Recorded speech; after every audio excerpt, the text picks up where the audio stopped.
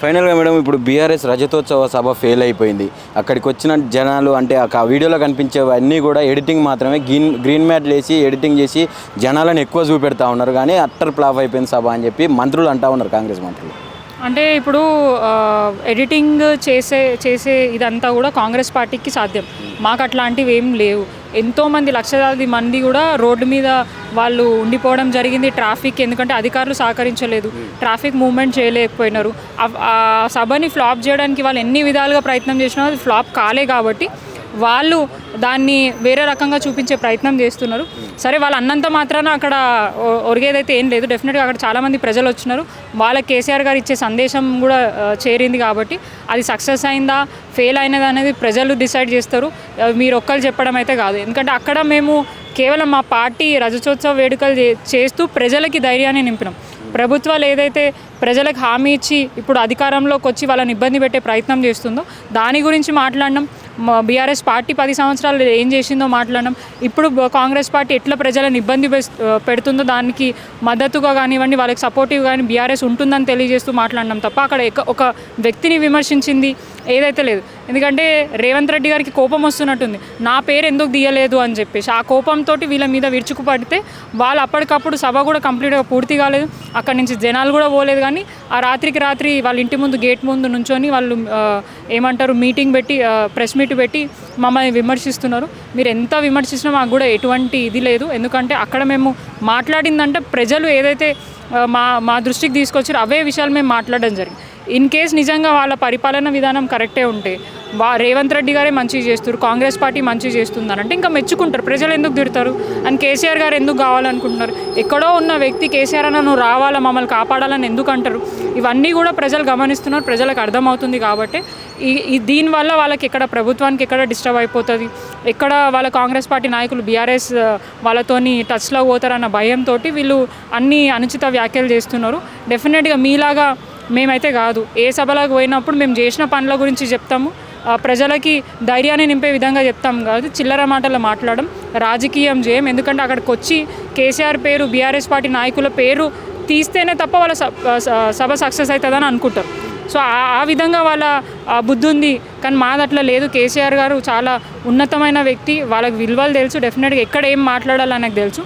ప్రభుత్వాలు ఏదైతే 6 గ్యారెంటీల పేరుతో మోసం చేసి ఇప్పుడు వాళ్ళని ప్రజలను ఇబ్బంది పెడుతుందో దాన్ని దృష్టిలో పెట్టుకొని కేసీఆర్ గారు మాట్లాడింది తప్ప అక్కడ ఏ వ్యక్తిని కూడా విమర్శించలేదు.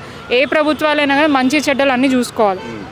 వీళ్ళు మంచి కంటే చెడును ఎక్కువ ప్రొపగాండా చేయడానికి ప్రయత్నం చేస్తున్నారు. ఇప్పుడు అంత గ్రాండ్గా సక్సెస్ అయింది. ఇప్పుడు వాళ్ళ ప్రోగ్రాంలు కూడా చాలా సందర్భాలలో అయినాయి, చాలా సభలు జరిగినాయి, చాలా ప్రోగ్రామ్స్ అయినాయి. ఎప్పుడు కూడా మేము వాళ్ళ గురించి ఏం మాట్లాడలేదు.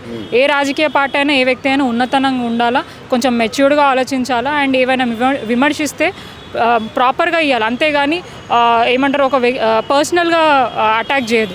ప్రభుత్వ పరంగా పని పరంగా నువ్వేమన్నా మాట్లాడచ్చు, కానీ చిల్లర మాటలు మాట్లాడడం, ఒక ఎంపీ స్థాయిలో ఉన్న కిరణ్ కుమార్ గారు కానివ్వండి, ఇంకా వాళ్ళ పార్టీకి సంబంధించిన నాయకులే కానివ్వండి, చిల్లర అంటే వాళ్ళ స్థాయిని దిగజార్చుకొని ఇంకా కూడా వాళ్ళ ఆ చైర్ని మర్చిపోయి సీఎం నుంచి కింద నాయకులుగా 10 సంవత్సరాలు తెలంగాణ రాష్ట్రం అన్ని విధాలుగా చాలా సెక్యూర్డ్గా ఉంది.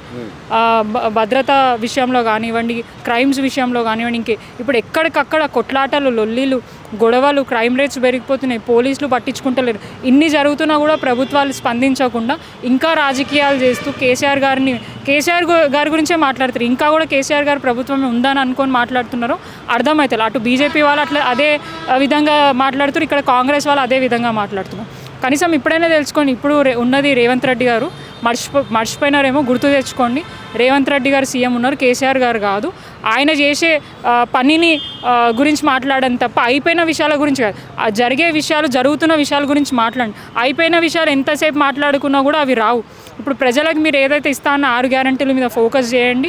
నిరంతరం అధికారులను మార్చడం, వాళ్ళని ఇబ్బంది పెట్టి ప్రజలని సంక్షేమం, అభివృద్ధి గురించి పట్టించుకోకుండా రాజకీయాలు చేయడం ఇదంతా తగదు. డెఫినెట్గా ఇంకా 3 ఏళ్ల పాటు మీ ఎలక్షన్కి టైం ఉంది. ఇవన్నీ వదిలేసి ప్రజలకు ఏవైతే హామీలు ఇస్తానో దాని మీద దృష్టి పెట్టి ప్రజలను మంచి చూస్తుంటే కనీసం నెక్స్ట్ టైం అయినా వస్తారు. లేదంటే ఈ 3 ఏళ్ళు కూడా మీకు కష్టమే ఉంటుంది. అందుకని అదే భయంతో, అదే ఇదితోని ఎక్కడ మా ఏమంటారు ప్రభుత్వం కూలిపోతుందని చెప్పేసి భయపడుకుంటూ బతకడం కాకుండా అంటే అధికారంలోకి వచ్చింది కాబట్టి కనీసం దాన్ని ఏమంటే సాటిస్ఫాక్షన్ అయినా కాండి. ఇప్పుడైతే ఖచ్చితంగా వాళ్ళకి సాటిస్ఫాక్షన్ కూడా లేదు ఆ చైర్లో కూర్చున్నా. ఎట్లా మేము అన్నట్టు ఆ సీట్లో కూర్చుంటే ముళ్ళులు గుచ్చుకున్నట్టే ఉన్నట్టుంది రేవంత్ రెడ్డి గారు. అందుకనే నిమిషం ఒకసారి లేస్తున్నారు, ఏదో ఒక మాట కేసీఆర్ గారి గురించి, బీఆర్ఎస్ పార్టీ నాయకుల గురించి మాట్లాడుతున్నారు. దయచేసి రాజకీయాలు వదిలేయండి, ప్రజల గురించి మాట్లాడండి, ప్రజల సమస్యల గురించి పోరాడండి, ప్రజల భద్రత గురించి ఏవైతే చర్యలు తీసుకోవాలో దాని మీద దృష్టి పెట్టండి. ఇప్పుడు మళ్ళీ కూడా మనకి ఏమంటారు, ఇప్పుడు జరిగిన ఇన్సిడెంట్ తోడు కూడా హైదరాబాద్ ప్రాంతంలో ఏవైతే రద్దీగా ఉన్న ప్రాంతాల మీద సెక్యూరిటీని పెంచి ఎక్కడ ఇబ్బంది కాకుండా గతంలో మనకు జరిగినాయి, మన గోకుల్ చాట్ ఇన్సిడెంట్ కానివ్వండి, లుమ్ని పార్క్లో అట్లాంటివి మళ్ళీ కాకుండా ఇక్కడ కూడా సెక్యూరిటీ బలోపేతం చేసి ప్రజలకు ఇబ్బంది కాకుండా చూడాలని చెప్పి ప్రభుత్వాలకి మేము విజ్ఞప్తి చేస్తున్నాం. మేడం, ఎట్లా చూడవచ్చు జరిగినటువంటి దాడికి పట్ల మీరు ఎట్లా చూస్తారంటే భద్రతా బలగాల వైఫల్యం కనిపిస్తూ ఉన్నదని చెప్పి బీఆర్ఎస్ నాయకులు అందరూ చెప్తా ఉన్నారు, ఏం చెప్తారు అసలు? నిజమే కదండి. ఇప్పుడు 29 మంది ప్రాణాలు కోల్పోయారంటే భద్రతా వైఫల్యమే కదా. అసలు అక్కడ ఒక్క పోలీస్ కూడా ఆ మూమెంట్లో లేరు. అంటే టెర్రర్ ఫ్రీ నగరంగా మార్చినాం అని చెప్పిండు కదా కాశ్మీర్ని నరేంద్ర మోడీ. అదో చెప్పారు కరెక్టే, ఇప్పటివరకు అయితే ఏం జరగలేదు. కానీ ఇయర్లీ వన్స్ ఏదో ఒకటి జరుగుతూనే ఉంది కదా అండి. ఇక్కడ ప్రభుత్వ వైఫల్యమే అనుకోవాలా.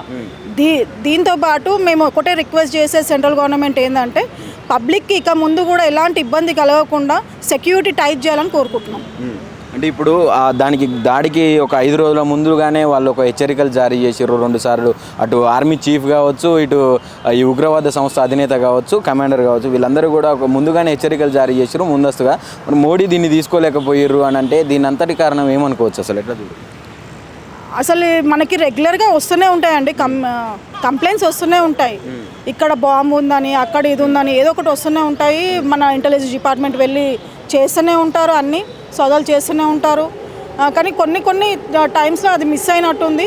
సో ప్రభుత్వం ఇది అంటే టైట్గా తీసుకోలేదు, ఇది జనరల్గా వచ్చేటియే కదా అని తీసుకున్నట్టున్నారో ఏమో తెలియదు. కానీ 29 మంది ప్రాణాలు కోల్పోయారు, దానికి మేము చాలా బాధపడుతున్నాము. మా పార్టీ తరఫు నుంచి వాళ్ళకి అండగా ఉంటామని హామీ ఇస్తున్నాం. ఏం చెప్తారండి, అంటే ఐడెంటిటీ ప్రూఫ్లు కూడా చూసి మరి అంటే ముస్లింల హిందువుల అని అడిగి మరీ చంపినట్టుగా కనిపిస్తూ ఉన్నది, ఎట్లా చూడొచ్చు దీన్ని? ఇది కమ్యూనల్ ఇష్యూ క్రియేట్ చేయడానికే చేశారని మేము అనుకుంటున్నామండి. ఇప్పుడు అతను మోడీ గారు ఉన్నారు కదా, కొద్దిగా టైట్ సెక్యూరిటీ చేసి ఏమన్నా చేస్తే మేము మా పార్టీ తరఫు నుంచి కూడా సపోర్ట్ చేయడానికి రెడీ ఉన్నాం.